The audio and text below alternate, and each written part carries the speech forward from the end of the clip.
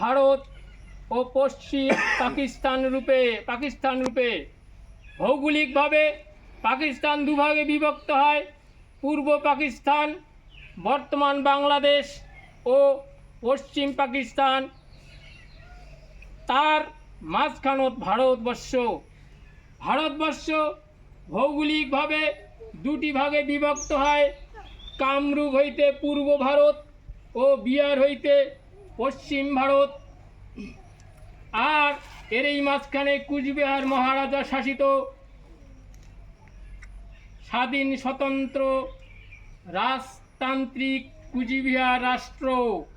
আজকের এই ঐতিহাসিক 18 জুলাই দিনটার পরিচয় হল 1947 সালের ইন্ডিয়ান ইন্ডিপেন্ডেন্স অ্যাক্টের 7-1 খ ধারা মতে কুচবিহার বংশ পরম্পরা মহারাজা ধৈর্যেন্দ্র নারায়ণের সাথে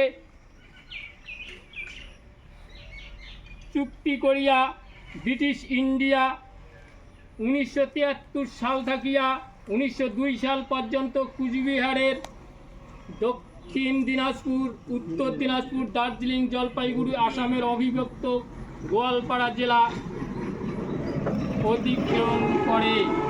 এই সমস্ত এলাকাগুলো ভারতবর্ষ স্বাধীনতার 1 মাস আগে 1947 সালে 18 জুলাই কুচবিহার মহারাজা শ্রী শ্রী জগদীপেন্দ্র নারায়ণ ভোপ বাহাদুরকে লিখিতভাবে ফেরত দেয়।